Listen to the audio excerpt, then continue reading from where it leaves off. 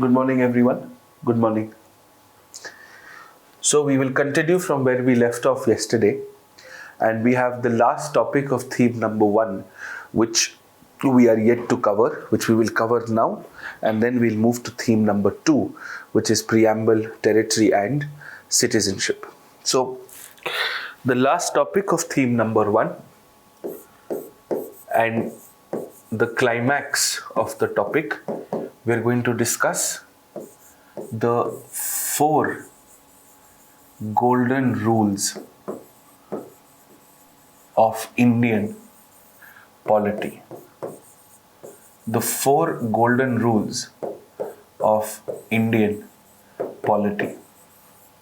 Now, these 4 golden rules are not mentioned in any of the standard reference textbooks that you will often refer to. On the other hand, these 4 golden rules have been derived from the debates of the Constituent Assembly and therefore are a justification to everything that happens right from the very first article of the Constitution to the very last article of the Constitution. Okay. So these 4 golden rules, as we would know them to be, are these 4 golden rules which explain the why to polity. And if you understand the why to polity, you will have no problems in solving the what to polity. Right? That is something we must understand. The purpose of these 4 golden rules is multifold. First, it will give you immense conceptual clarity right from the very first set of lectures. 2, if you are faced with a prelims question that you have very little idea about, these 4 golden rules will help you arrive at the correct answer. And third, it is these 4 golden rules that will help you cross-check your answer and attain a 100% accuracy to the option that you have marked as the correct one, because you will be able to cross-check the validity of that answer by these 4 golden rules. Okay, they are very similar to the rules of physics, the rules of motion in physics, in the sense that they make polity more scientific and more mathematical in its approach than more social science based, right? There are basically 4 rules. Rule number 1 is called democratic mandate. Rule number 1 is called democratic mandate. Rule number 2 is called the federal balance. Rule number 2 is called the federal balance. Rule number 3 is called separation of powers. Rule number 3 is called separation of powers. And rule number 4 is called checks and balances. Checks and balances.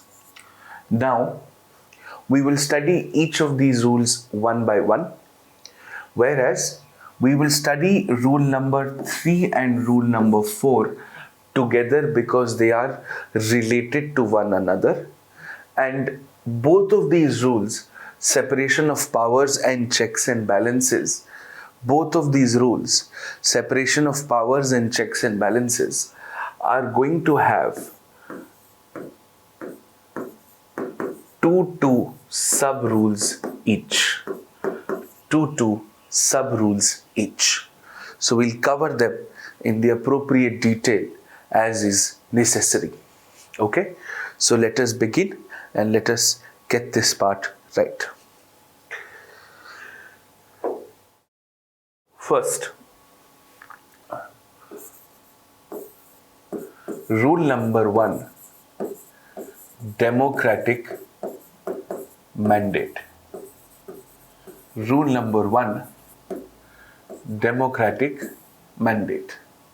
Okay? Now, let us understand this rule and let us forget about polity for some time.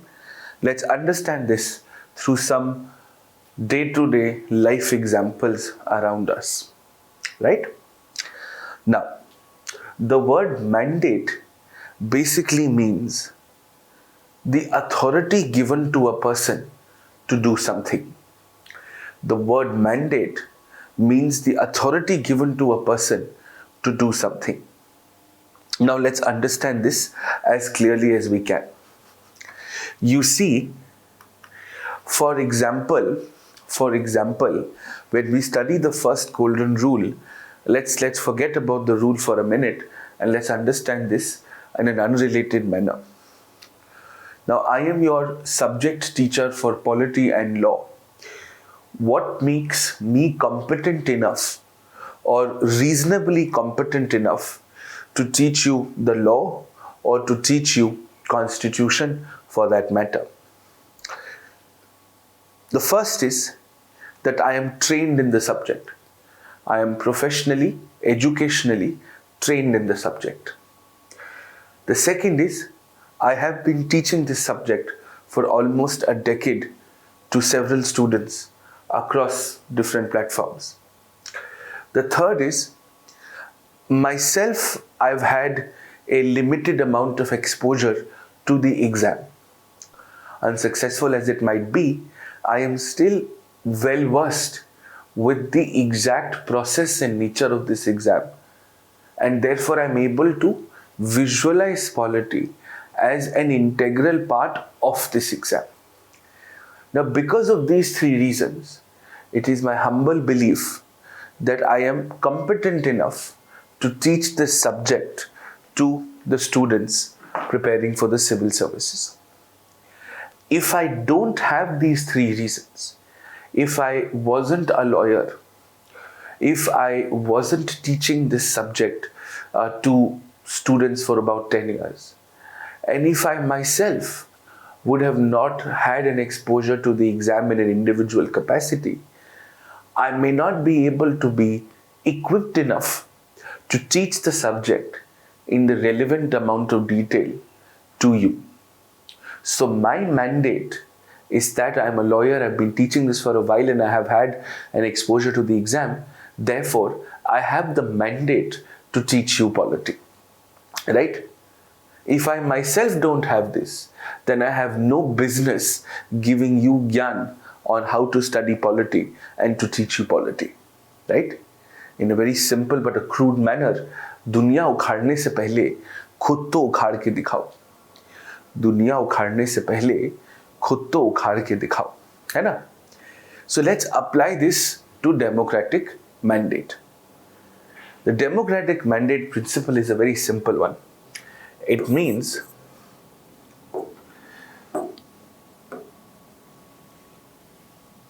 in order to perform any advanced or higher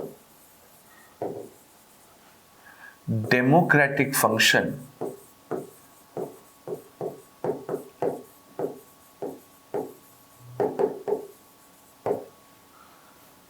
one must have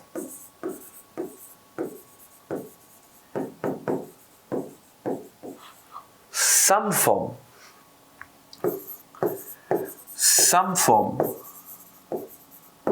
that could be direct or indirect, some form that could be direct or indirect, some form of a democratic mandate.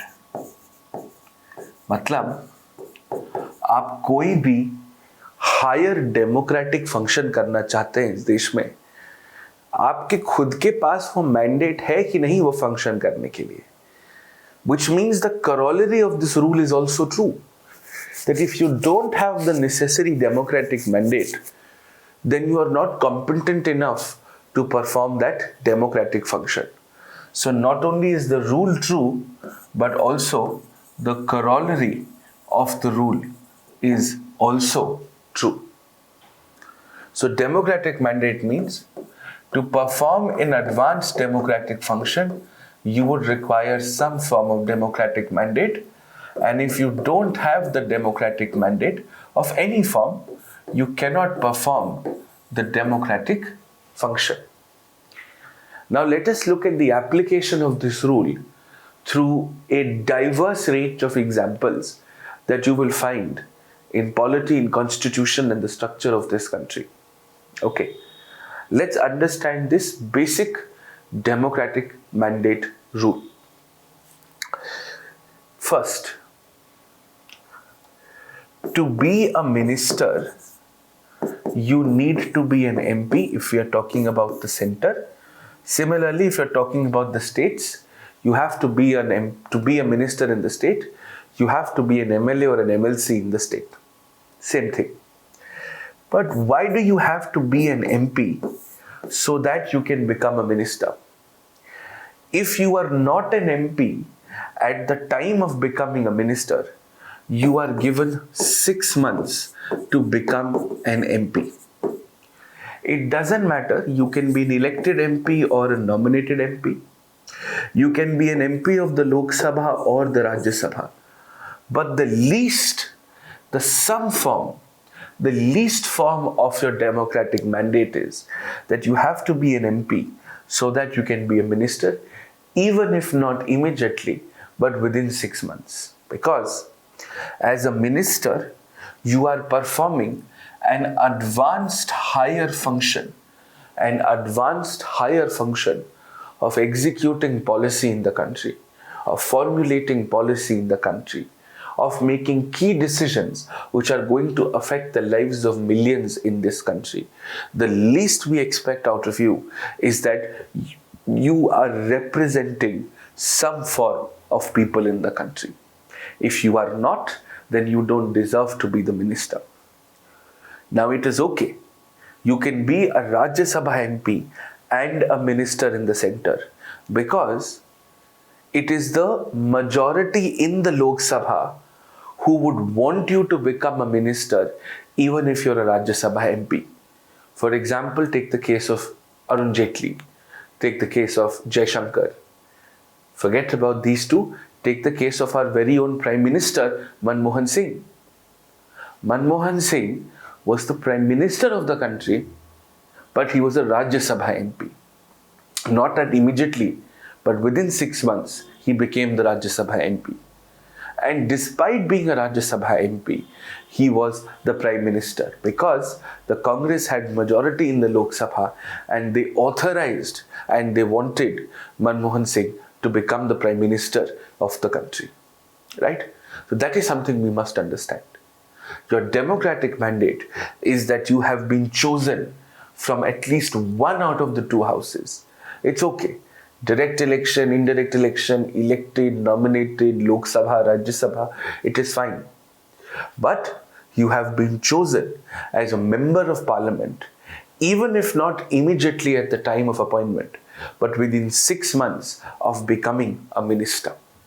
This is the simplest application of democratic mandate, right? Now let's look at some other examples. For example, we know, and we will do this in detail, don't worry. Rajya Sabha MPs, the ones that who have to be elected, are elected by the respective state legislative assemblies and are elected by the MLAs of the respective state legislative assemblies. But only and only the elected MLAs. Now, of course, we will not have nominated MLAs anymore, but even if we did, nominated MLAs will not participate in the election of a Rajya Sabha candidate by the assembly. Because if you are performing in the advanced function of choosing a Rajya Sabha MP who's going to represent the interest of your states, you yourself should have been elected to represent the state interests. Then only will you participate in the election of a higher office in that context. So, an application of rule number 1, democratic mandate. Similarly, when we look at the election of the president, right? The president is elected by the Lok Sabha, by the Rajya Sabha, and by the state legislative assemblies. We'll cover this in detail when the time is right. And only by the elected members of these houses, not the nominated members. So the nominated members of the Rajya Sabha also don't participate in the election to the president. If you are participating in the advanced function of choosing the very first citizen of the country, the highest constitutional office in the country, you yourself should have been elected in the first place. If not, then you don't have the right to participate in a presidential election. A simple application of what is called a democratic mandate, rule number 1. And not only this, there are some advanced examples where this democratic mandate principle will apply seamlessly. For example, let us take the case of something called ordinances. Now, we will do this in detail later on. Ordinances powers of the center and the states are exactly similar. 123 for the presidential ordinances and 213 is the article number for governor related ordinances. Let's take the case of the center because it's easier to relate. So how does this work?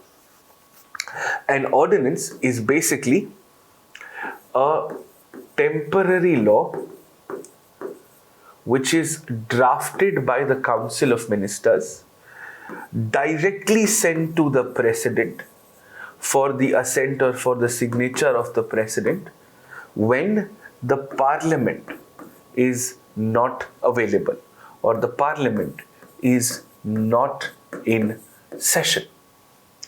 Now you would see this is an application of rule number 1, democratic mandate. Why? Why is it a temporary law? It is a temporary law because the only people who have the powers to make a law at a national level are the Parliament. And they are the people, collectively as the Parliament, who can finally decide that this law should be made. That is why it is temporary. And if the Parliament comes back to session and doesn't pass the same ordinance within 6 weeks, the ordinance automatically ceases to exist. The ordinance automatically lapses. Why do the Council of Ministers get to draft an ordinance?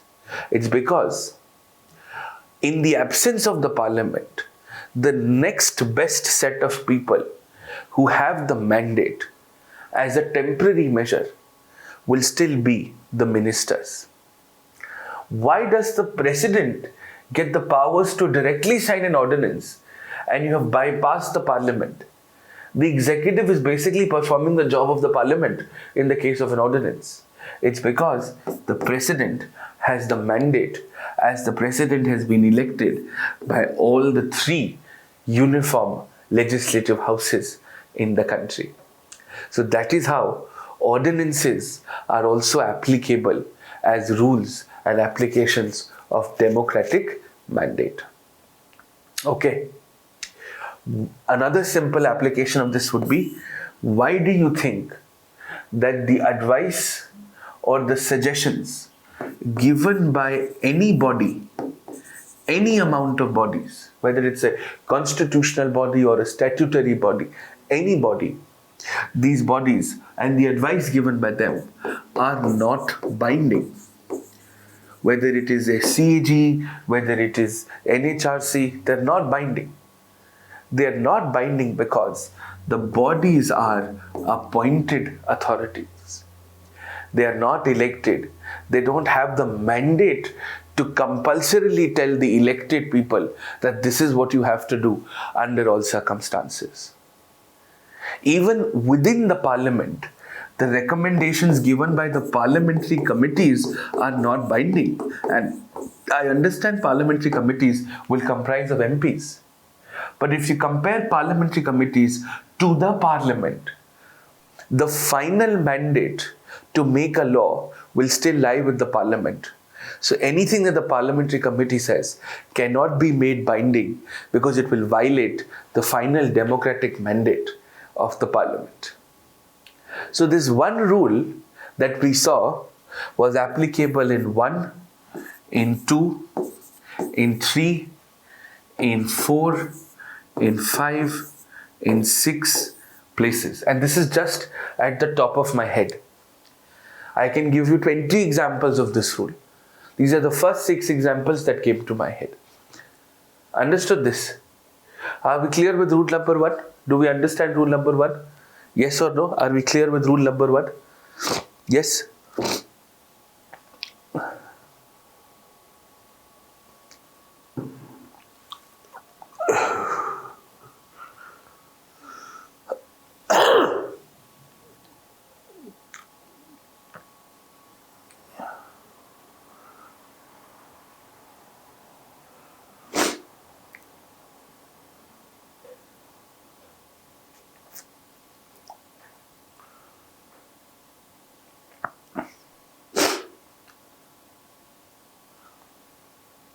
Are we clear with rule number 1? Yes or no?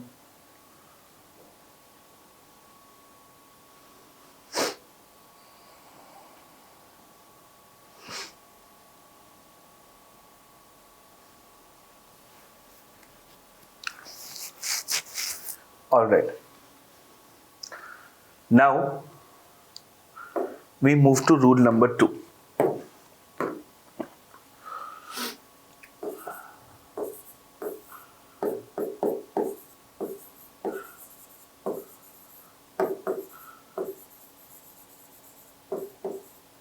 Federal balance. We now move to rule number 2, which is federal balance. Okay, so let's understand this as clearly as we can, as accurately as we can. Okay, now as you would know, federal balance means this is going to be about center and states. Okay,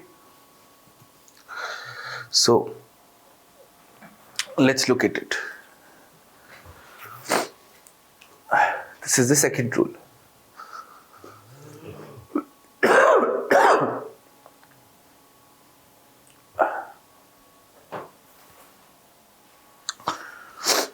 Let us forget about federalism and polity for some time, and let us spend some time on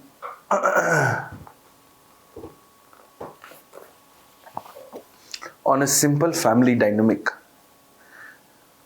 What I'm going to say next is going to offend you if you are a younger sibling. It is going to please you if you're an elder sibling. And I'm also an elder sibling, so I am biased towards all my fellow elder siblings, and it is a fault and I'm guilty of it. So, in the Indian family scenario, elder siblings have a fundamental right to bully, to harass, and to beat the younger siblings to pulp, black and white, to bruise them. And I'm saying this irrespective of gender. We as elder siblings have a fundamental right to harass our younger siblings, right? And whenever we harass our younger siblings, whenever we harass the younger ones, how does that dynamic work? They will usually make a face. They will usually, threaten us that they are going to go to the parents and complain. And what do? We superficially please them. We tell them that you are not adopted. Your parents love you equally. They don't, but they love you equally. and we give them a toffee or a candy to make them feel good. And the younger siblings believe that we as elder siblings genuinely care for them, which is not the case. So when they open the wrapper of the toffee, they find a stone inside. But by that time, enough time has passed and they can't complain to the parents. Right? So this is exactly what is rule number 2, federal balance. Rule number 2, federal balance, is going to have 3 steps. Where the elder sibling is the center and the younger sibling are the states. So in step number 1, the center will do something to overpower the states. The center will do something to overpower the states. Alright, this is the first step. The second step is going to be to compensate for that, to please the state. The center is going to give a candy to the states. The center is going to give a candy to the states. Okay? We'll try to please the states. We'll try to provide for some kind of compensation. We'll try to compensate the states. There will be a candy. And the third step that we are talking about, the final step, is when the states open the candy, they will find that it is a hollow candy. So it's going to be a hollow candy once we understand the meaning of the candy, right? A hollow candy. And therefore, it is nothing but hollow appeasement. It is nothing but hollow appeasement. Okay? This is your rule number 2. First, identify how the center is stronger than the states. Then figure out what is the candy that is being given by the center to the states. And then finally, figure out how the candy is a hollow candy. Figure out how the candy is an empty candy. And if you're able to do all the 3 things, you know your federal balance rule is intact. Ladies and gentlemen, this is basically what your rule number 2 is. And there are a plethora of examples, in an unending list of examples for rule number 2. So let us look at the examples that we can use as far as rule number 2 is concerned. Okay, so let's start with something very basic. Let us see how we can use it in the simplest form. Right, in the simplest form. So we will do this in detail in the second theme itself. For example, in the case of territory, okay, all territorial changes are executed by the parliament by a law. The states have absolutely no formal role. The states have absolutely no formal role whatsoever. Okay, no formal role as far as territory is concerned.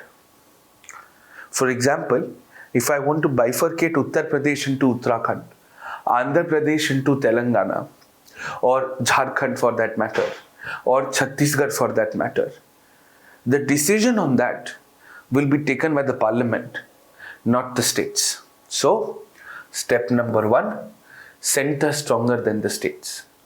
That all territorial changes happen by the center. Now this of course violates the integrity of the states. It violates the autonomy of the states. So we have to give them a candy. The candy is, if it is an internal reorganization, if you are reorganizing the states internally, you are redrawing a state boundary, dividing a state into 2, merging 2 states into 1, converting a state into a union territory, a union territory into a state, either of the things. right? Before the law reaches the parliament, the president refers the law to the concerned state legislature for their opinion. For their opinion. States are very happy that my opinion is being asked. My view counts. They're very happy with the candy. But then they start opening the candy. When they start opening the candy, they realize step 3 has happened to them. That when the president asks for the opinion of state legislatures, that opinion of the state legislatures is not binding at all to anybody. For example, in the case of bifurcation of Andhra Pradesh and Telangana, the president in 2014 would have called up the Andhra Pradesh legislature and said, what is your view on bifurcating Andhra Pradesh into Telangana? And then they would have, Andhra Pradesh would have said, thank you for calling, sir. My views on this are, and president would have said, okay, bye, and cut the phone down. Just cut the phone down. It is required for you to ask for their opinion, but it is not compulsory for you to listen to their opinion.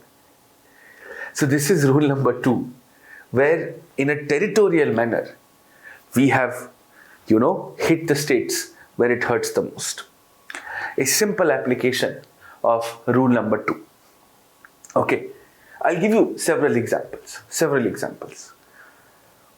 Similarly, let us take the case of state legislative councils. Now, there are 8 states in the country which have legislative councils. The last state to have a legislative council is Andhra Pradesh and Telangana after the bifurcation, and those are the only states that have a legislative council. Now, the legislative councils are actually authorized by the parliament. The parliament makes or authorizes the creation of a legislative council in the state. Okay. So which means center is stronger than the states. What business does the parliament have in telling a UP whether you can have a council or not? It is UP's problem, it is UP's democracy, it is UP's legislature. But no, UP can only have a legislative council if the Parliament of India says that yes, you can have a legislative council. Okay, fair enough. Now, step number 2. This is obviously perverse to the idea of state interest. Now, step number 2. The Parliament can only create a legislative council if the state legislatures have requested for the same. You would remember this from Special Majority 1 that we had discussed yesterday when we were discussing majorities. The Parliament can only create a council in a state if the legislature of the state wants a council. So the request must come from the Parliament. States are happy. Their chests are beaming with pride that until we don't ask for a council, the Parliament cannot give us a council. Until we don't ask for a council, the Parliament cannot give us a council. And they are feeling like they are the Avengers. Wait until step number 3 is going to hit the states. Wait until step number 3 is going to hit the states. And it is going to hit the states so badly that you and I can't even fathom, can't even imagine how badly is it going to hit the states. Unquestionably. Because step number 3 is, just because the states have requested does not mean that the Parliament necessarily has to give them a council. Sikkim has been requesting for the last 20 years. Parliament has not given them a council. Very recently, after the West Bengal election, and where the Chief Minister of West Bengal had lost in her MLA constituency, the West Bengal government thought, let us have a council. so that it will be a safe passage for our key functionaries. The West Bengal Assembly passed a resolution, said we want a council. Parliament has not created a council yet, has not authorized it, which is also why a question on legislative councils was asked in the mains exam this year. A question that I had specifically done in the crash courses and was also available in your drives if you see and watch them carefully. Okay? Understood this? Clear? So, कटना तो है ही है states का, चाहे ऐसे या वैसे, कटना तो है ही है. So legislative councils are also a very interesting example, a very interesting example of what is called center-state relations and rule number 2. Okay, understood this, right? Done. ये तो simple examples हो गए. Now let us take complicated examples, right? Let us say we're talking about all India services. These include the IAS, the police services, and the Indian forest services. Indian forest services. Okay? Forest services. Now,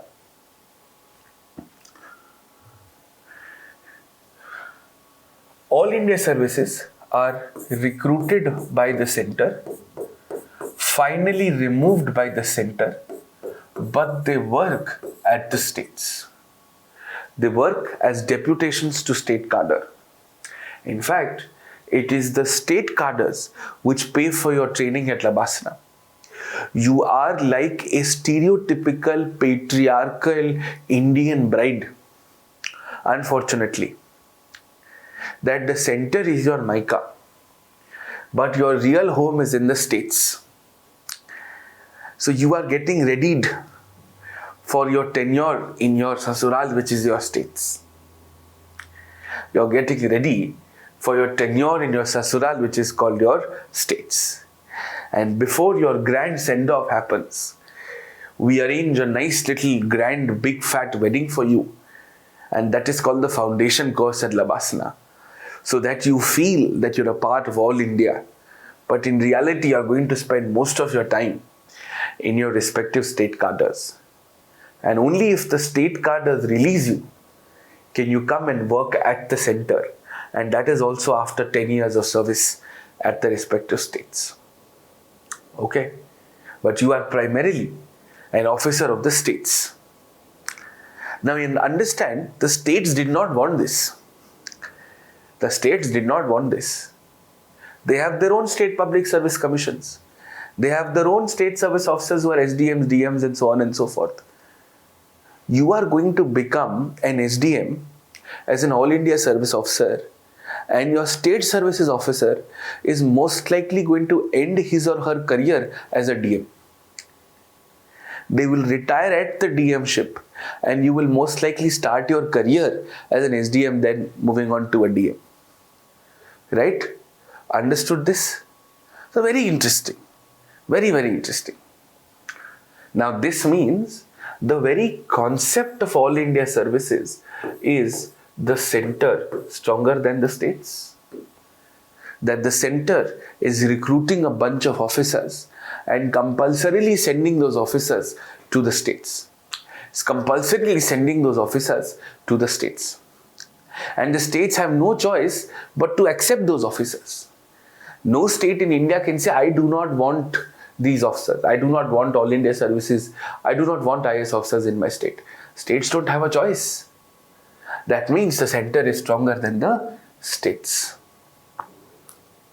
Now, the candy is, if you want to increase or decrease an all India service, then it can only be done through a law made by the parliament.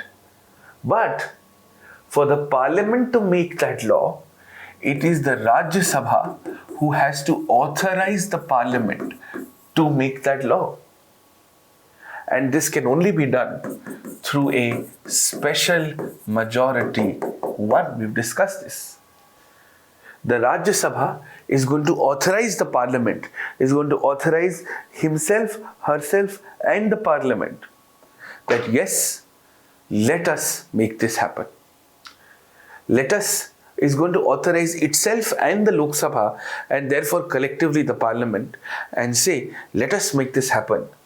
Let us create a new All India services. I as the Rajya Sabha is going to authorize the parliament. Why the Rajya Sabha? Because the Rajya Sabha is a representative of the states and All India services are going to affect state interests. States are again very proud that we get to decide what All India service will exist in the country and what exists and what will not exist. If you've done your current affairs right, you would know that All India Judicial Services has already been sanctioned by the Rajya Sabha. Now, where is the problem? The problem is, just because the Rajya Sabha has said yes, it does not mean that the parliament as a whole will have to necessarily vote on it. And it also does not mean that it is definitely going to happen, because this will still have to be passed by the Lok Sabha. And then once the Rajya Sabha has authorized it, that okay, let us have All India Judicial Services, then you will have All India Judicial Services Bill, Lok Sabha will pass it, then Rajya Sabha will also pass it, or Rajya Sabha will pass it, Lok Sabha will pass it. And Lok Sabha is a game of central political majority. So unless the Lok Sabha really wants, unless the government really wants, you cannot really make any difference to All India services. You are just creating a permission. But the final decision cannot be taken unless both the houses have agreed. And Lok Sabha is a central political majority, right? So an advanced application of federal balance. Okay, an advanced application of federal balance. I'll give you a final example. And this is also a very interesting example, very logical example. You see, the governor is even worse off than you All India service officers. The governor is recruited by the center, is removed by the center, and here you have to sometimes not work for the states, but governor always permanently works at a specific state. The governor by definition is a center stronger than state office. The center gets to decide. The president, on the advice of the Council of Ministers, decides who's going to become a governor in what state. There are no qualifications. There is no procedure for removal of the governor. As long as the governor gets to please the center, the governor gets to remain the governor. So, center stronger than the states. Now imagine that we are having a post-constitution after party. On the 26th of January 1950, after we have done everything that we could, then we're having a late night after party. Everybody's partying, right? Of course, our Prime Minister Pandit Nehru is upset because some foreign dignitaries are leaving the country and he's upset about it, right? And everybody's partying, right? Now, of course, Ambedkar is sitting in one corner, he's enjoying the show. He's like, yeah, I've created the constitution. So everybody's going to dance to the tunes of the document that I have created. Everybody's having a gala time. Then, Pandit Nehru says, call the president, and calls all the states together. He said, come, I want to talk to you. Firstly, thank you for becoming a part of India, by hook or by crook. And you see this man is the president of India. I'm going to send a local version of this man with you after this party as a return gift. And the states are like, I don't want a return gift. This return gift is called governor. I'm going to send this governor with each of you as a state. And this governor is going to be appointed by me, removed by me, will work as per my directions, and this governor is going to have certain powers with respect to you. If the governor thinks that you are not doing your job properly, the governor can inform me and I can impose a president's rule in your state and I can shut down your legislatures. Any bill that the governor wants to pass can reserve and send it to my guy in the center called the president, and it is absolutely up to the governor. The states are crying. They have tears. ये ऐसे कैसे? आपने तो बोला था India belongs to states. Vallabh Bhai Patel ने भी बोला था कि सब साथ साथ में रहेंगे. ये ऐसे नहीं चलेगा. नहीं. Then Ambedkar comes. Ambedkar says, come here. Don't worry. Nehru is upset. He doesn't understand what he's saying. Come here, I'll tell you. I've written the constitution. No, I'll tell you. That the governor, as per the constitution, has more powers than the president. And this is actually true. The governor has more powers than the president. In fact, the constitution clearly gives the governor more discretionary powers than the president. States are then rubbing, they're like, सच्ची मेरे वाले के पास आपके वाले से ज्यादा power है. हाँ, पावर है, बहुत पावर है. States are again very happy, beaming with pride, celebrating to glory. And then they go back home. They don't realize what has happened to them. Because the governor has been appointed by the president on the advice of the Council of Ministers. Whatever discretionary powers the governor is going to use will never be against the center. The second the governor starts using discretionary powers against the center will remove the governor. So agreed that governor has more discretionary powers, but those powers can never be used against the center. And that is your step number 3, ladies and gentlemen. A simple application of the second rule which makes you understand how it works. Okay, a simple application of the second rule which makes you understand how it works. Alright, this is called the federal balance, and the balance is tilted in the favor of the center. Okay, the balance is tilted in the favor of the center. Alright, understood this? Are we clear with this? This is rule number 2. This is your federal balance. Okay, this is rule number 2. This is your federal balance. Alright? Okay? Clear?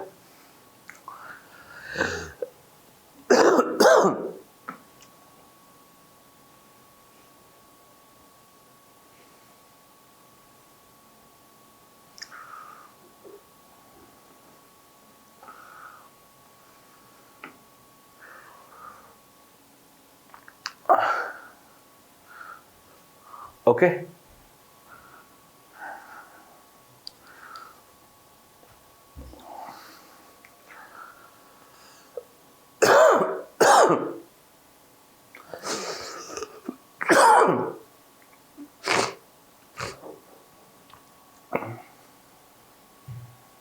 All right. Excellent. Thank you, Jaykumar. Now, we move to the third and the fourth rule, which I told you we are going to be discussing together. Okay? We now move to the third and the fourth rule, which we are going to be discussing together. Okay? So let us see what it is that we are talking about. The third rule is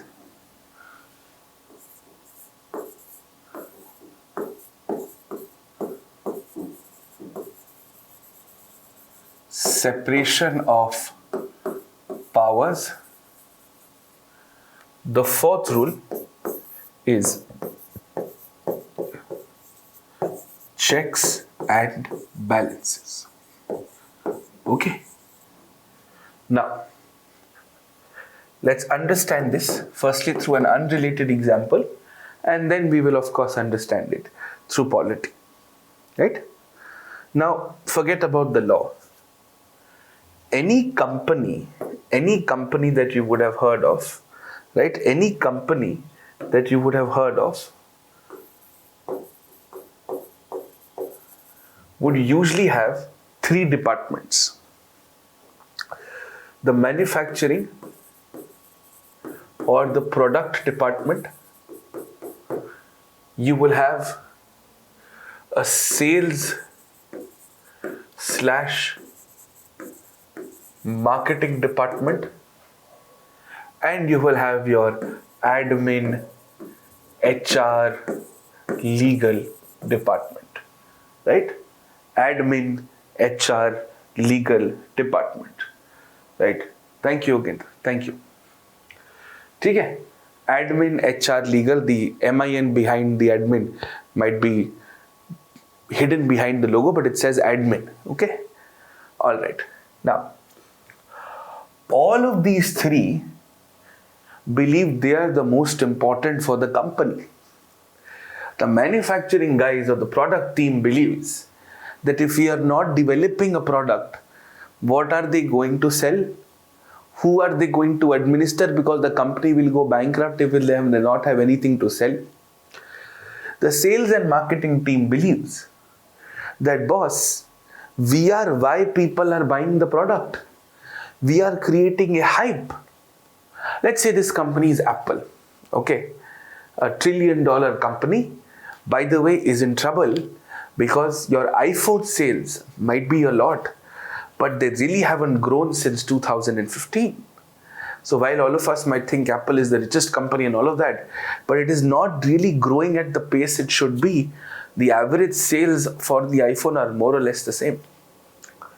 Anyways, so the product team of the iPhone says, we are creating a product that is going to revolutionize the mobile industry. If we don't create it, what are you going to sell? What is the administrative, the HR and the legal team going to fight about? We are why the iPhone exists, because we create the iPhone. The sales and the marketing team says, what nonsense? We create the hype around the iPhone. We tell the people this is the fastest iPhone ever. We tell people this is the fastest processor in a smartphone ever. We put 4 cameras, 3 cameras, tele-wide, this wide, that wide, narrow wide lens. So that people who are stupid think that they need to get the latest iPhone because that will make them a better photographer. No. Photography skills make you a better photographer. Camera doesn't make you a good photographer. So people all over the world are selling their kidneys, are selling their brains to buy the latest iPhone. Okay. And then the admin, HR and the admin and the HR and the legal team says, boss, we are why you are able to exist. We are why you are able to exist. We hire you. If we don't hire you, you don't exist here. If we don't win the patent suits, we don't win the copyright suits, you will not be able to manufacture these. You will not be able to sell these. So everybody believes that they are the most important and real power lies with them. Okay. Real power lies with them. Alright. This is also true in Hindu mythology. This is also true in Hindu mythology. Where, for example, Brahma, Vishnu and Shiv or Mahesh, they're basically the same thing. Each of the three, in their own ways, are the most important and the most powerful. Brahma is the creator, like how product teams are the creator. Vishnu is the executor, how sales and marketing execute it. And Shiv is the destroyer, right? Shiv is the destroyer, how legal teams are the destroyer, right? Are the destroyer. Clear? Each of them believe they're extremely important. Each of them believe that they're very, very important. And each of them are the three power centers of the Hindu religion. Similarly, in a company, these are the three power centers. So every time the product team is upset both of them have to go console the product team. Every time the marketing team is upset, both of them have to go convince the market team, and so on and so forth. Every time Shivji gets upset and starts dancing, right? He dances when he gets upset. Both of them have to go to Shivji, says, please stop dancing, the world will come to an end. If this is true for a company, this is true for mythology, it is also true for polity, ladies and gentlemen. And the three power centers in polity are legislature, who's the creator, executive, who's the executor or the implementer, and the judiciary, who's the destroyer of bad law, who's the arbitrator of decisions. ये तीनों को लगता है कि हमसे ज्यादा important कोई नहीं है. लेजिस्लेचर को लगता है कि भाई मैं नहीं तो कानून नहीं तो तुम इंप्लीमेंट क्या करेगा. जब कानून नहीं है तो तू बताएगा क्या कि कौन सा सही कानून है, कौन सा खराब कानून है. एग्जीक्यूटिव बोलेगा बेटा मेरे बिना तुम कानून बना ही नहीं सकते, तो तुम कानून बना ही नहीं सकते, मेरे बिना तुम कानून इंप्लीमेंट ही नहीं कर सकते, तो बना के क्या कर लोगे. जुडिशरी बोलता अगर मैं ना रहूं तो तुम देश बेचाओ, तुम लोगों के सर पे नाच लो, तुम कुछ भी कानून बना लो. Right. So this is, ladies and gentleman, the origin of separation of powers. This is what is called your thank you, right? So the origin of separation of powers. Okay. So what we're going to now be talking largely about, is legislature, executive and judiciary. Okay. So separation of powers means L, E and J. Now, that is the first concept we've understood. Now comes the basic concept. You remember when we were in school, we all used to be divided into houses, and we used to have inter-house competitions. You know, red house, green house, blue house, yellow house, red house, and ऐसे करके. These inter-house competitions were also called intra-school competitions. And of course, we had inter-school competitions. So you had something inter-school and you had something intra-school. Correct? The same thing also applies here. So the basic discussion here is that separation of powers means two things. Inter-separation of powers, it also means intra-separation of powers. Checks and balances also means two things. Inter-checks and balances and intra-checks and balances. That school that we were talking about, this is school 1, this is school 2, this is school 3. So inter-school means separation of powers between L, E and J. Checks and balances means L, E and J keeping a check on one another. That is inter. Intra means inside L. For example, Lok Sabha, Rajya Sabha. Inside E, that is elected executive, permanent executive, which is nothing but Mantri and Babu. And judiciary means Supreme Court, High Court and other courts. Bas. So inter-separation of powers and inter-checks and balances is between L, E and J, and intra means inside L, inside E, inside J. Inside L, inside E and inside J. ठीक है? पक्का नितिन, पक्का. ठीक है? So let's take some examples. For example, the conduct of a judge, of a Supreme Court judge, for example, cannot be discussed on the floor of the parliament. The conduct of a Supreme Court judge cannot be discussed on the floor of the parliament unless, of course, you're removing the judge. Ordinary cases you can't. What is this? This is because of inter-separation of powers. A Supreme Court judge can only be removed by the Parliament. जज को सिर्फ parliament निकाल सकता है. This is nothing but inter checks and balances. Right? Similarly, except for ministers, Lok Sabha and Rajya Sabha MPs, except for ministers, Lok Sabha and Rajya Sabha MPs can only sit in the houses they belong. In the houses they belong. Lok Sabha वाले Rajya Sabha house में जाके ऐसे नहीं बैठ सकते कि वहां internet आ रहा है मजे करेंगे.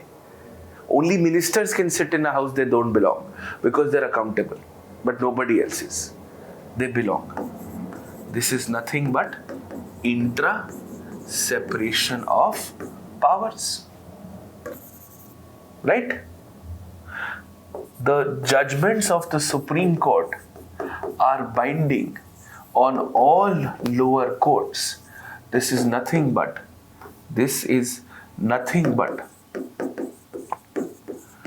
intra checks and balances. है ना? बस कितने एग्जाम्पल्स हैं, ऐसा बतेरे एग्जाम्पल्स हैं. And sometimes a combination of two rules will apply. The Lok Sabha can override the Rajya Sabha when it comes to a money bill. ये हम पढ़ेंगे. A combination of rule number 2, center stronger than the states, and intra checks and balances. This part. The elected executive decides the tenure of the permanent executive. Intra checks and balances.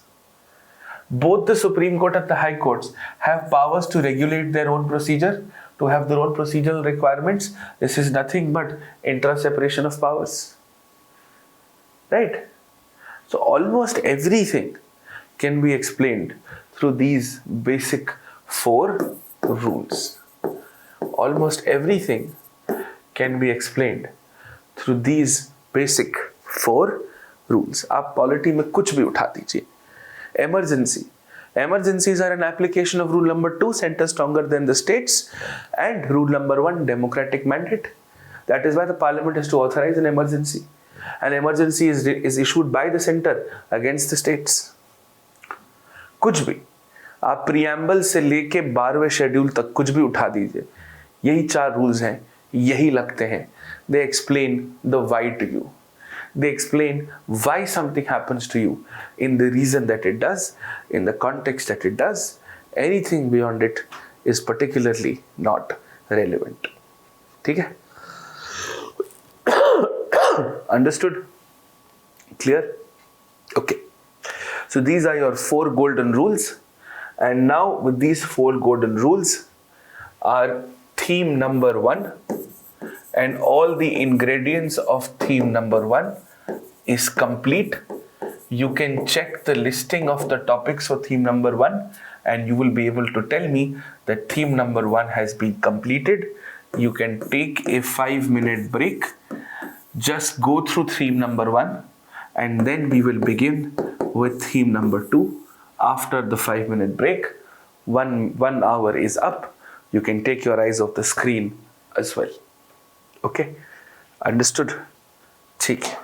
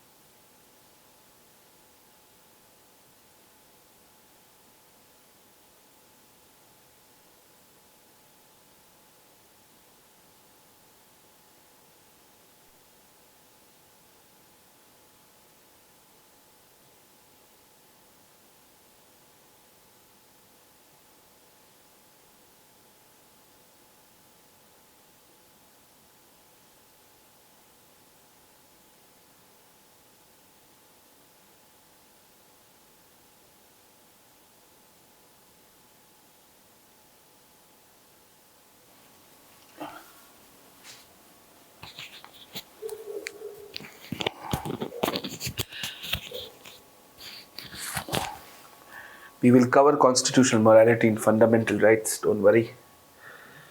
Economic classification, as said, we'll cover it in the context of the preamble. Be patient. Alright. Now let's cover the rest. Now let's move to theme number 2. Now let us move to theme number 2.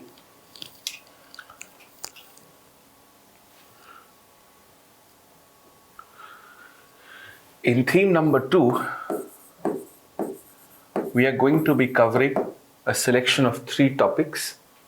They are topic 1, the preamble,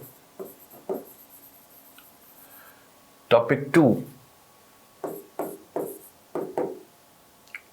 territory, and topic 3, citizenship. In a very limited capacity, territory and citizenship have some correlation with each other, but preamble is an isolated topic per se, does not have a lot of ramifications in a very large extent to territory and citizenship, but a very limited application to territory. Now, we are going to cover topic 1 as the preamble, and let us identify the outline of topic 1, which is the preamble. Okay, so let us start.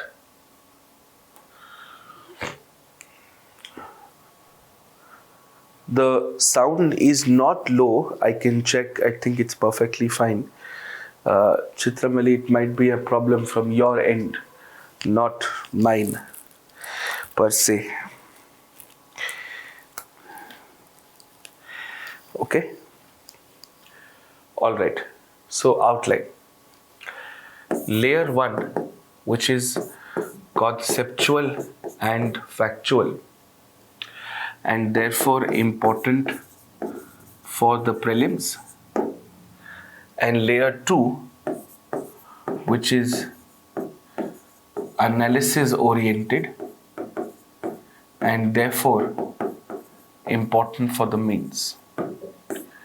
What is it that we should be studying as far as the exam is concerned? All right? Okay.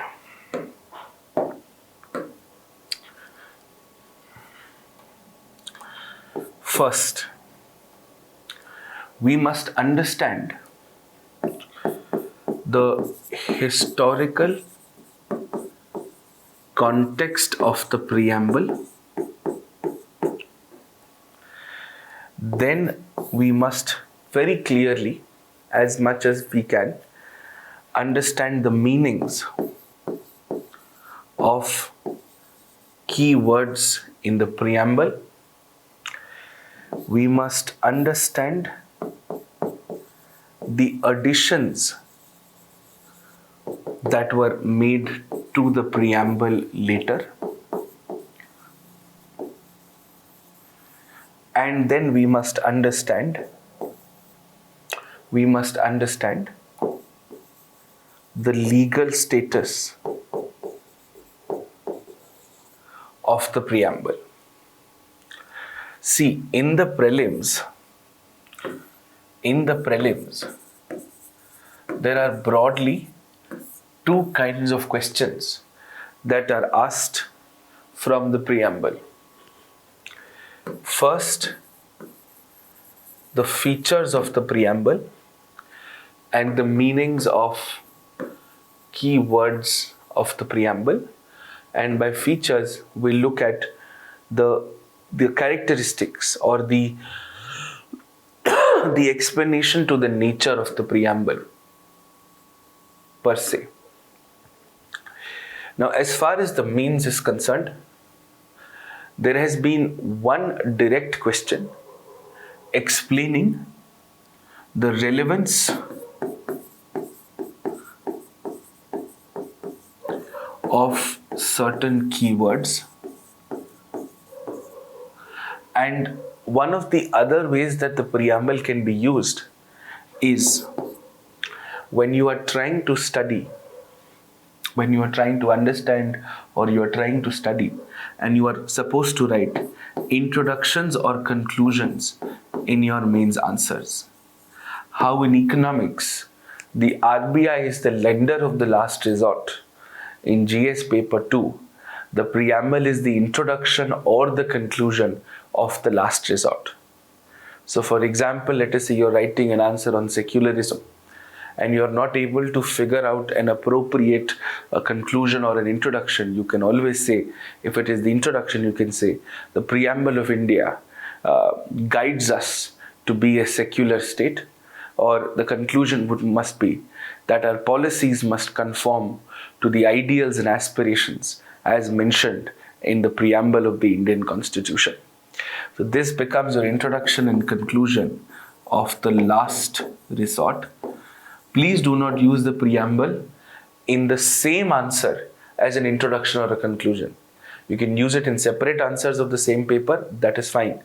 But you will not use it in the same answer. That would be a colossal mistake. Okay? So that is important. This is something that you must know. And these are the broad kind of things that are asked in the pre. These are the broad kind of things that are asked in the mains. Okay? Now what we are going to do is, we are going to understand all of this in a fair amount of detail, and we will see how this has to be done. Now, what I'm going to do is, I'm going to present the preamble in front of you. Okay?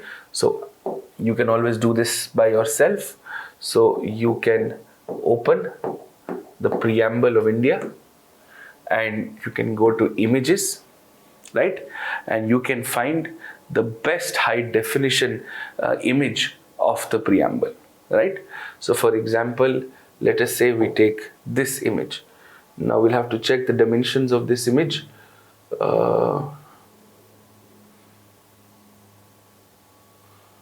So that it's easy and it is visible to everybody. Preamble of India HD.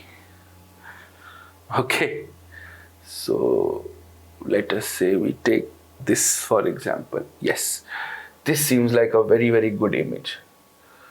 So we are going to save image on the desktop.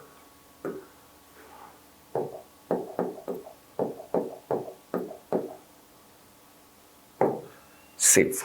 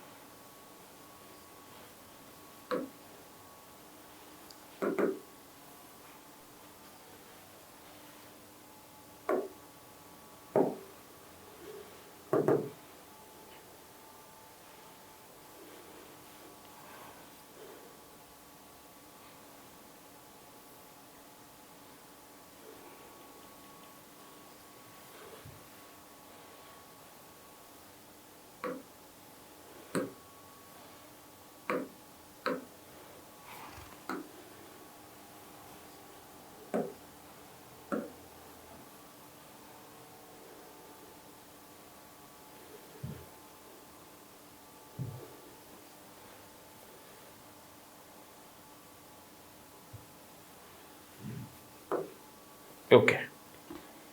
I hope everybody is able to see this now clearly. Okay. Excellent.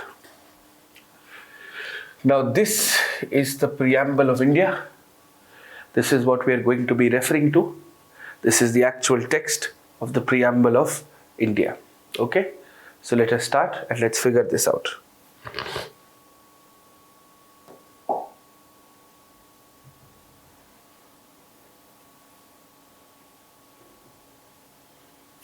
All right. So, the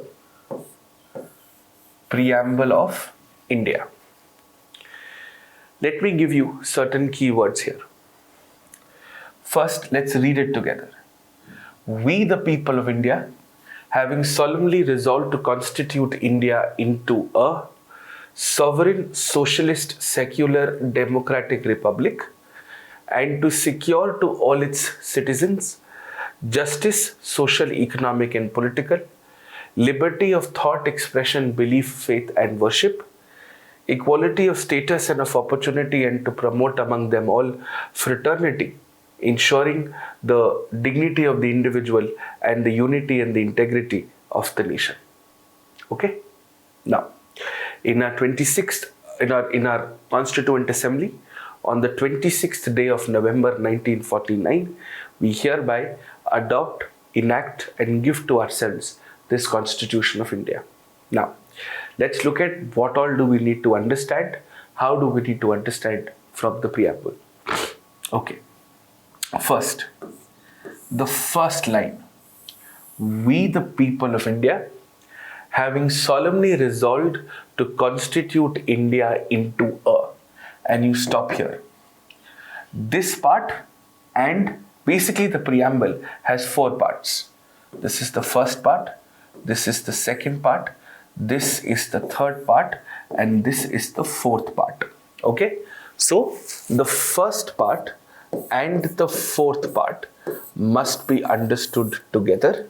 So, the first part, we the people of India, and the historical context here in our Constituent Assembly on the 26th November is supposed to be studied together. Okay?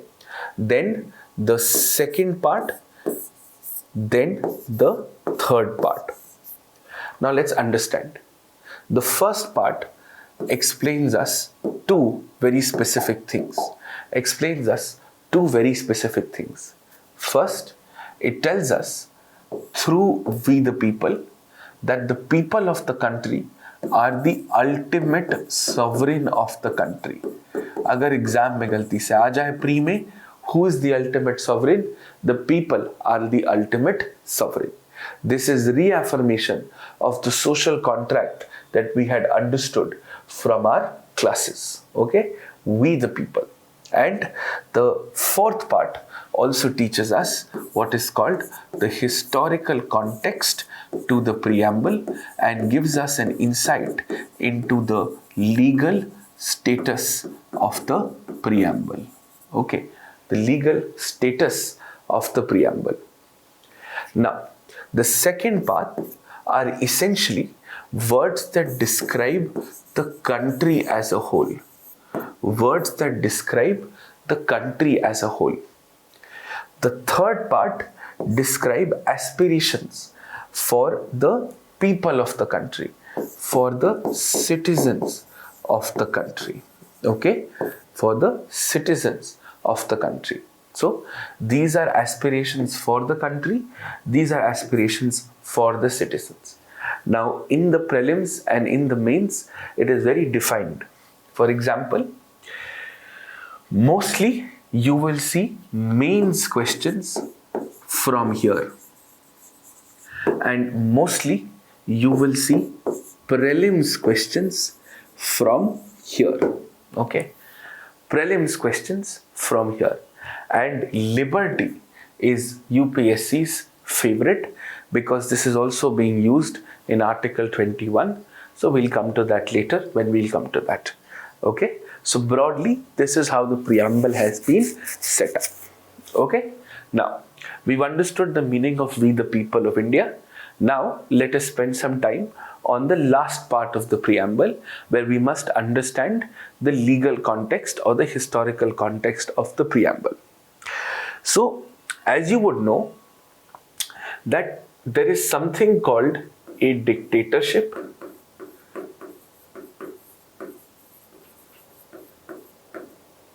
and there is something called colonialism. There's something called dictatorship, and there is something called colonialism. The basic difference is dictatorship is primarily an internal concept, whereas colonialism is an external concept, wherein a foreign power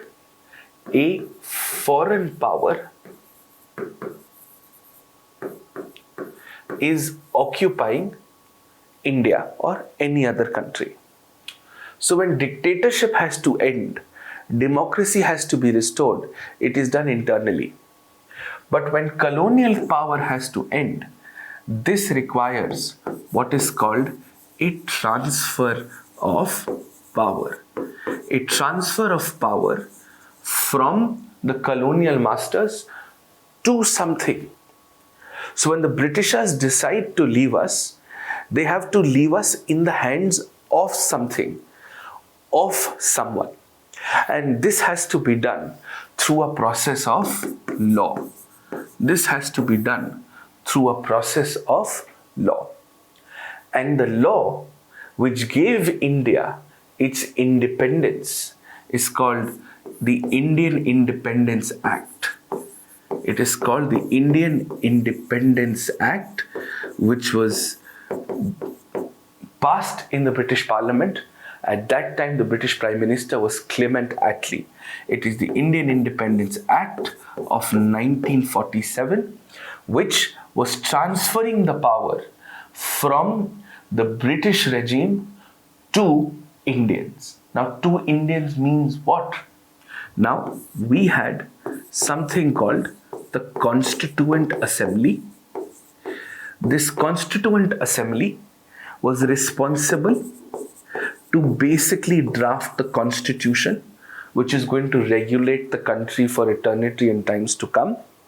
And this Constituent Assembly will also be an interim parliament, and we are also going to have an interim government as a part of the interim parliament until we have our first fresh elections in 1952.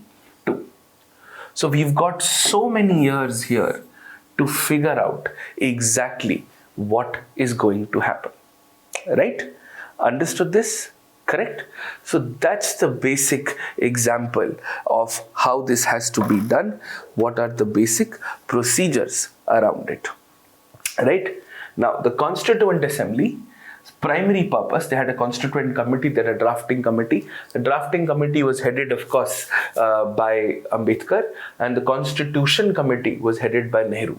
Okay, the drafting committee of the Constitution and the Constitution Committee are two very different things. The Constitution Committee was headed by Nehru, and the drafting committee of the Constitution was headed by Ambedkar.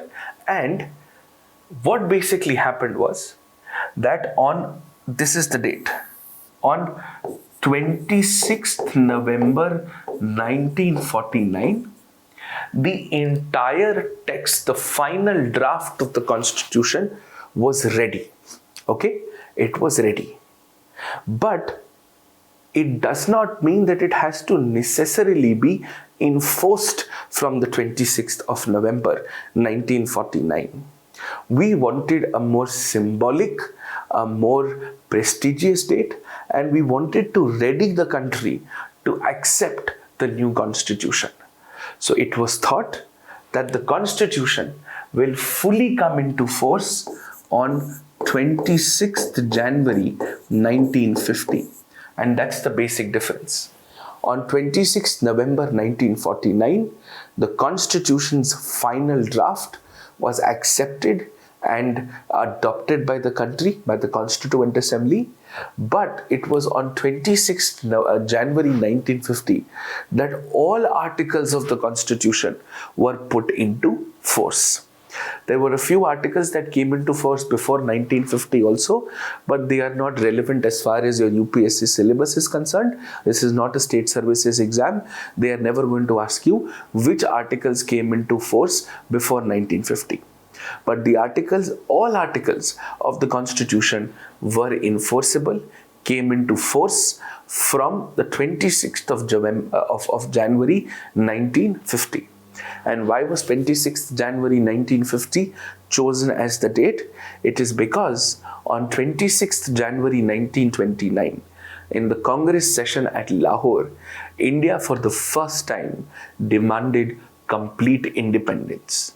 Now, already the date of independence was taken and India was declared independent on 15th August 1947.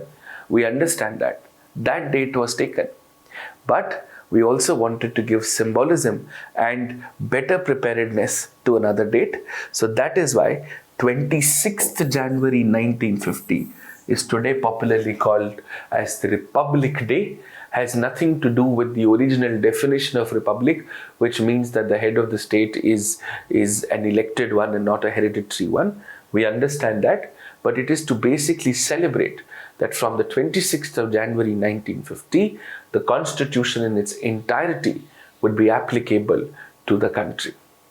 Okay, understood this? And that is the basic explanation, the historical context. Okay, now that's the basic timeline, that's the basic need. And the preamble was inserted to the Constitution on the insistence of Pandit Nehru in a speech that he had given in the Constituent Assembly, and the speech contained something called the Objectives Resolution. Basically, aspirations of the kind of country that we wanted to build. So in our Constituent Assembly, on the 26th day of November 1949, we adopt, enact and give to ourselves, which means we pass the Constitution, but the Constitution is going to be enforceable from a later date, and that is perfectly possible.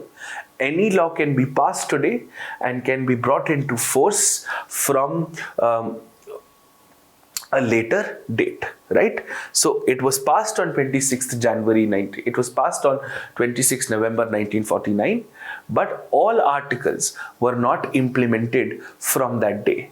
But all the articles that had to be implemented and that should be implemented were properly being implemented from 26th January 1950. Okay, that's when the Constitution is enforced. 26th November 1949 is where the Constitution is enacted and adopted, and 26th January 1950 is where the Constitution is enforced. So that we don't forget 26th November, we remember it as Constitutional Day or Law Day. Okay, so that's the basic historical context that you may be asked in the exam. Anything more than this is not going to be needed as far as the exam is concerned, right? So this is your historical context, that this is nothing but a celebration of transfer of power, and in colonialism, power has to be transferred from the colonial masters to something. You just can't randomly leave India. You have to leave India in the hands of a legitimate authority, and that was the Constituent Assembly, which then got converted to the interim parliament. We had an interim government, and then we had the first set of fresh elections in 1952, where Nehru became the first Prime Minister, right? And the Independence Act, which was passed by British, it was a British law which granted independence to India on 15th August 1947. Which basically means that we are going to be looking at 3 sets of dates. 15th August 1947, we became independent. On 26th January 1949, we passed the final text, the final draft of the Constitution. On 26th January 1950, the Constitution becomes an applicable law in India. Okay? This is the basic historical context. And the preamble, which was added to the Constitution, was added because it was a part of a speech which was delivered by Nehru in the Constituent Assembly, and the speech was called the Objectives Resolution.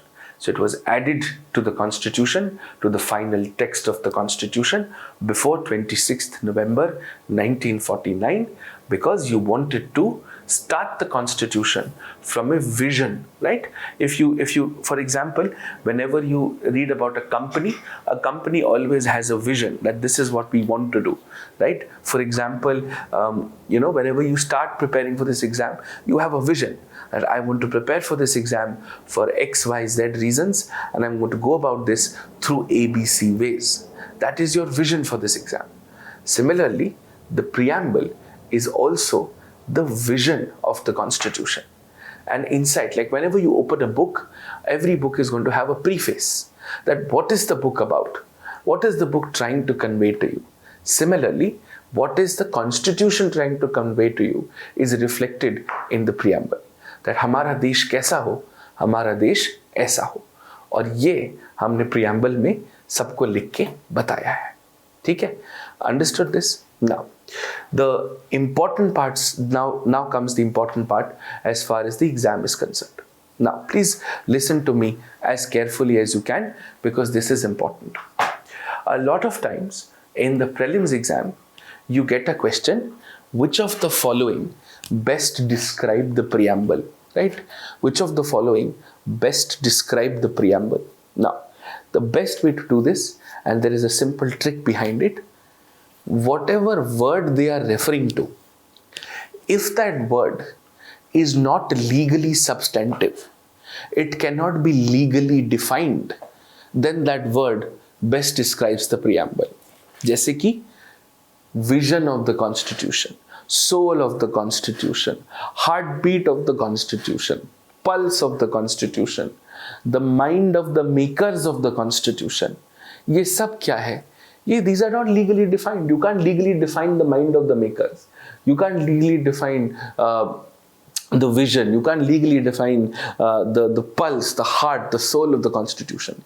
So all of these are usually referred to as the preamble's adjectives. तो कई बार pre में ये भी सवाल आते हैं, questions are asking which of the following best describe the preamble, और अगर ऐसे कुछ option है, that will be the right answer. So one of the kind of questions that you are asked are on the nature of the preamble, the features of the preamble, which include the adjectives of the preamble. And therefore, one of the adjectives of the preamble is specifically this. One of the objectives of the preamble is specifically this. Okay?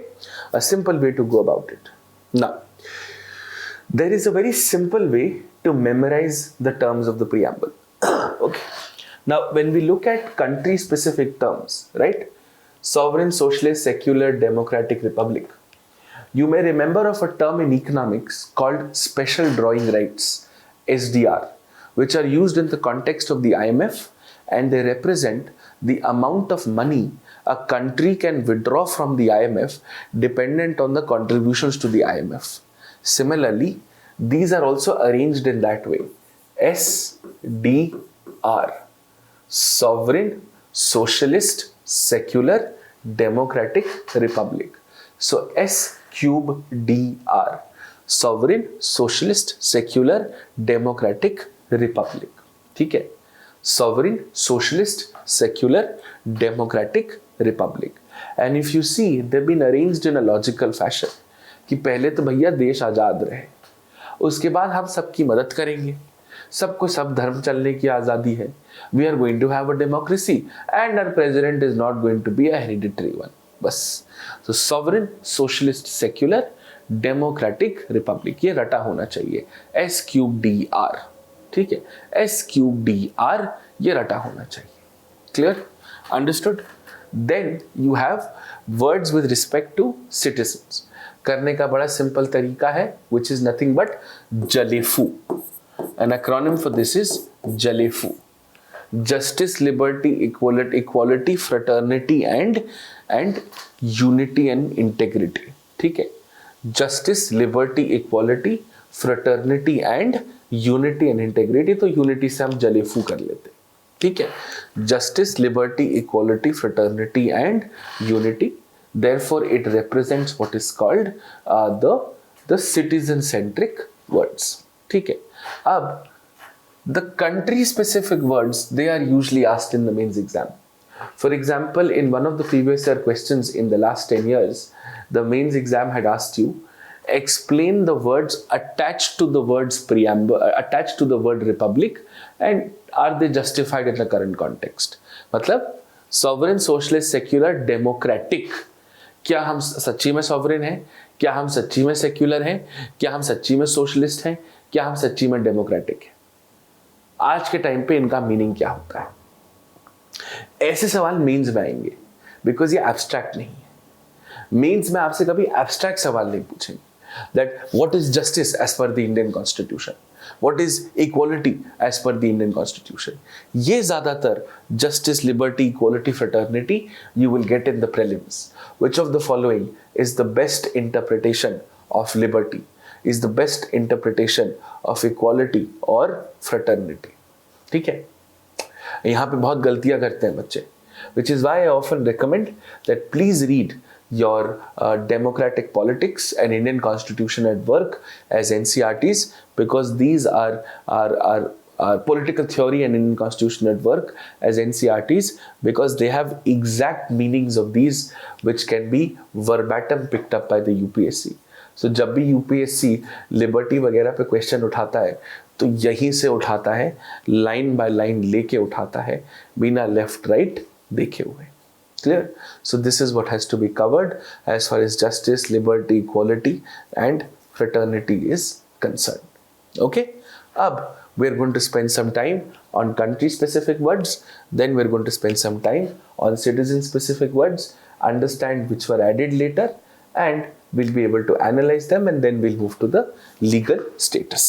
ठीक है? And then we'll of course move to the legal status. ठीक है? So let us start.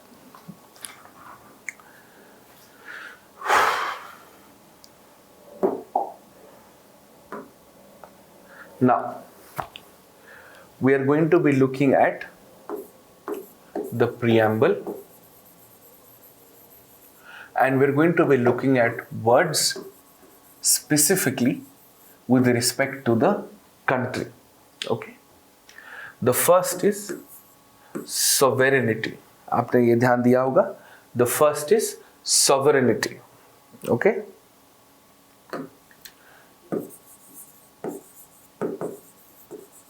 sovereignty. Now, what do we need to know? We need to know three things. First, what is the meaning of sovereignty? We need to know what is the meaning of sovereignty. Second, how has sovereignty evolved over time? And third, in the current or the contemporary context, how is India sovereign? What makes us sovereign? ठीक है? As long as we're able to answer these three questions, whether it is the pre or the mains, we will be able to answer all of this effectively. Okay? So, let us start. Alright? Just give me 2 minutes. I just need to have a glass of water and come back. Just give me 2 minutes.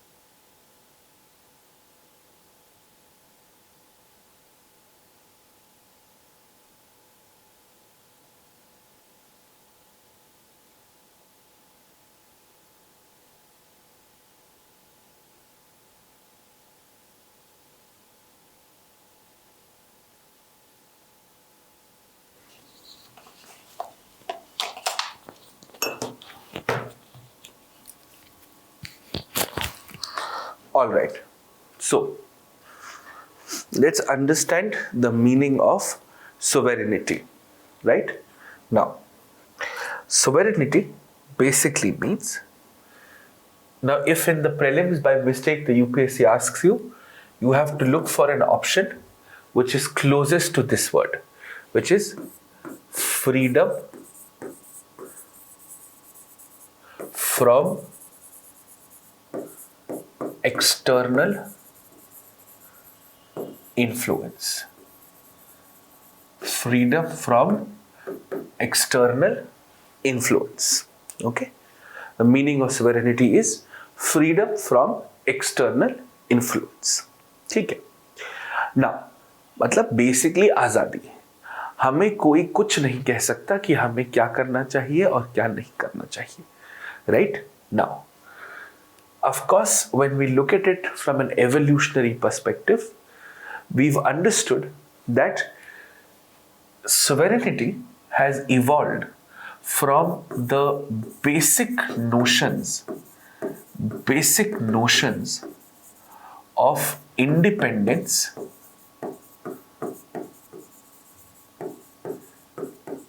to interdependence. As we live in a globalized world, we live in an interdependent world, we live in a geopolitically active world, and there's absolutely no country in the world which can survive absolutely on its own without collaborating with other fellow nations of the world. So the notions of sovereignty today have a very different meaning altogether, from independence to interdependence, and whether it is environment or resources or human rights or trade or agriculture or piracy, anything, or technology, we live in a very interdependent world. That is why we must understand the contemporary notions of sovereignty. Right? Now, one of the first contemporary notions of sovereignty has to do with territorial sovereignty, right? With respect to territorial sovereignty. Now, of course, you have your land border and all that, but in the modern day today, when we look at trade, when we look at international cooperation, we understand that India is, for example, a part of the UN Convention on Laws of the Sea, where we are a part of a global partnership which recognizes exclusive economic zones, we recognize intercontinental zones, and so on and so forth. So territory today is not just a physical land boundary. We are looking at larger notions of territory, looking at larger notions of international cooperation. So that's one interpretation of sovereignty. Right? The second interpretation of sovereignty, as we look at it, is, for example, from a geopolitical context. Right?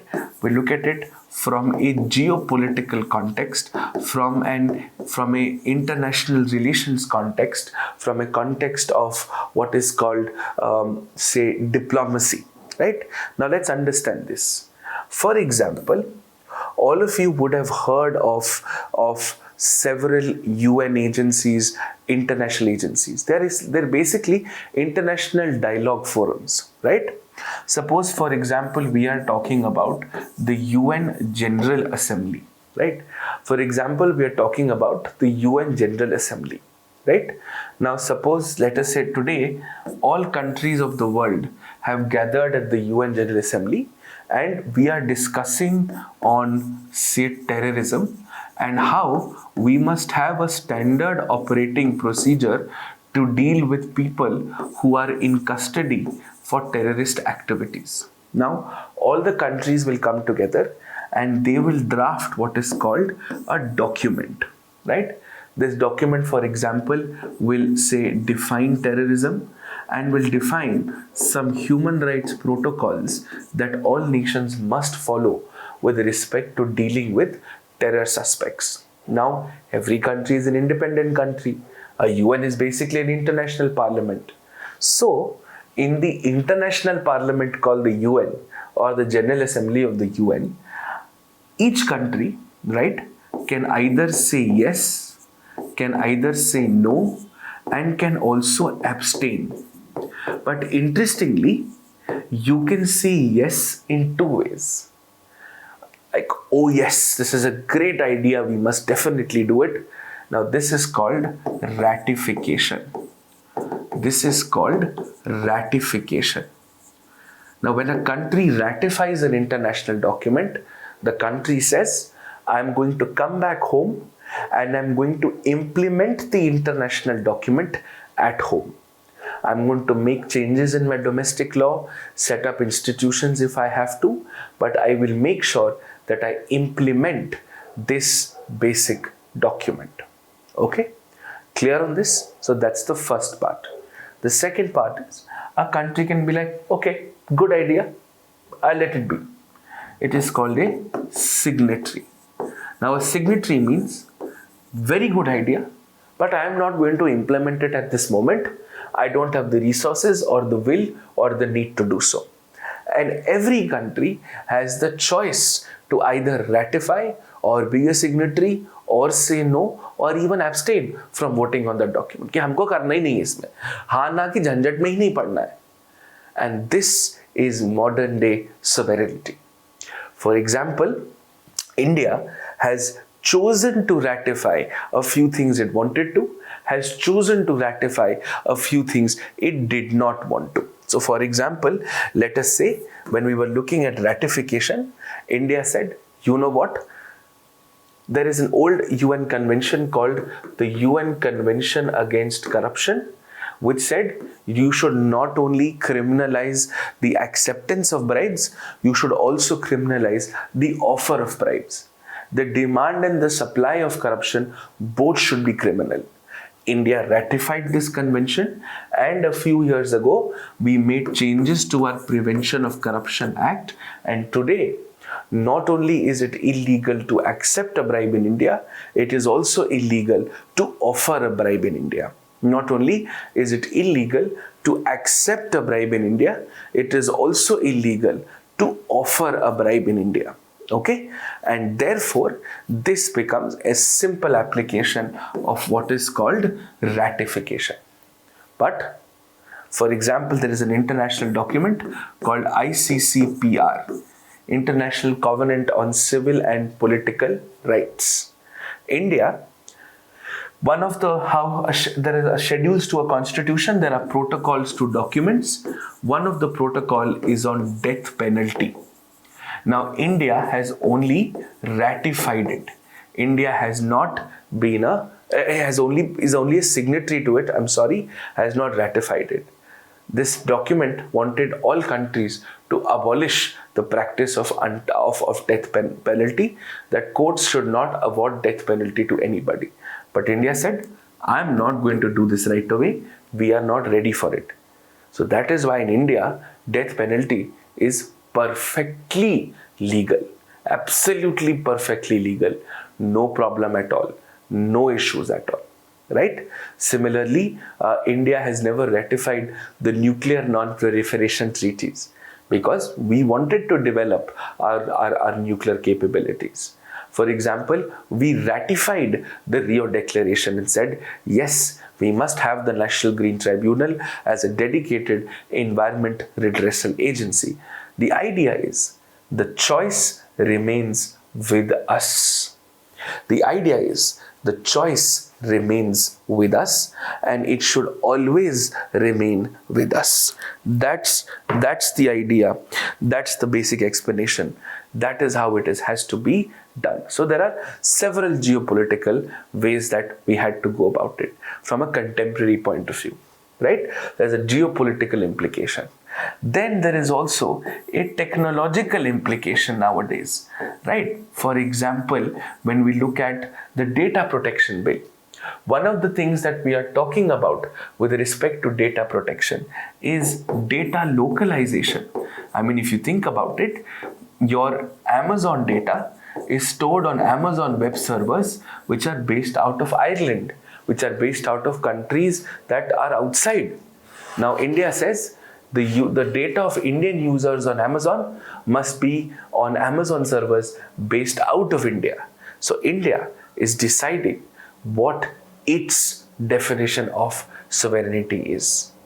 All right. So this is how sovereignty is used, is translated in the modern day contemporary form. So if in the mains they ask you, your answer is going to be that India's sovereignty today, as a concluding statement, is that it is today driven by national interest, is today driven by what is called national interest. So geopolitical could mean two things. It could mean multilateral and it could also mean bilateral. For example, India decides who they want to support and when they want to support. For example, India, who is the champion of human rights, will never vote against Israel on issues in the UN where the UN wants to take action against Israel for Israeli-sponsored violence in Palestine. Right? We'll never want to do that. We'll never ever want to do that because of the partnerships, military, agricultural. We buy Pegasus also from Israel. So those are reasons. Similarly, because of our old historic ties with Russia, we buy aircraft carriers, we buy a lot of defense equipment from Russia. And when the world was questioning Russia, when the world was questioning Russia on Russian involvement in the Crimean withdrawal from Ukraine and annexation of Crimea to Russia, India said it is Russia's internal matter. But when it comes to environment, the Paris Action Agenda, right, the COP26, India has fought with the developed world, said no, the developed world has polluted the world more than the developing world has. So they have a larger responsibility to pay for their deeds and undo the damage that they have caused to the developing world. So sovereignty today is a beautifully changing concept, right? It's a beautifully changing concept, right? Understood this? So sovereignty means the freedom from external influence. It has evolved from basic notions of independence to interdependence. There are three basic ramifications of sovereignty: territorial, geopolitical, which means two things, multilateral and bilateral, and technological. And then you can conclude by saying today's sovereignty is based on the notions of national interest. Today's sovereignty is based on the notions of national interest. इतने में आपका pre का मसाला, इतने में आपका mains का मसाला बहुत है. You can keep adding this. Like for example, the sanctions, the exceptions that have been given to India on the S-400 missile deal, right, is an element of India's sovereignty, is an element of bilateral relations between India and the US. तो ये सारी चीजें हैं, इनको ऐसे करना है. Understood? So to keep adding examples from current affairs and making our answers better, right? इतना international pressure था that India should militarily get involved in Afghanistan. India did not. India chose the wait and watch policy, right? India decides to be a member of the Quad, right? Despite international pressure, India still says Kashmir is a bilateral issue. It is not an international issue. We will decide what is right according to us as far as Kashmir is concerned. India doesn't even find the Galwan Valley issue an issue because it is territorially a part of India. दुनिया जाए भाड़ में, जो बोलना है जिसको बोले, ये हमारा एरिया है, right? So this is what is called sovereignty, right? Freedom from external influence has evolved from independence to interdependence. Today has three ramifications: territorial, geopolitical and technological. आप इसमें economic भी डाल सकते हैं, इसमें आप human rights करके भी डाल सकते हैं, and you can write it from bilateral and multilateral perspectives, give examples of this, and then conclude by saying today's sovereignty has evolved from justice to the notions of national interest, कि जो हमारे देश के हित में है हम वो करेंगे. माना कि हम पे इजराइल का प्रेशर है और हम इजराइल के खिलाफ नहीं बोलेंगे, लेकिन वो प्रेशर हमने लिया है. इजराइल से मिलिट्री इक्विपमेंट हमने खरीदा है, एग्रीकल्चर कोऑपरेशन हमने दिया है, तो अगर हमें उसके कॉन्टेक्स्ट में कुछ करना पड़ेगा तो हम करेंगे. There are no two doubts about it, there are no two questions about it. ठीक है. So that is the larger explanation to the word sovereignty. And we've covered the first part. We'll do the remainder in the first half tomorrow in 1 hour, and then we will move to territory, finish territory by the second half tomorrow. It's a small topic, and then we will move to citizenship, and then everybody will be together. Okay? All right. Thank you. Have a good day. And I believe you have a class in the evening also with some other teacher. So that is it. These are the notions of sovereignty as you would know them. And thank you. Bye bye.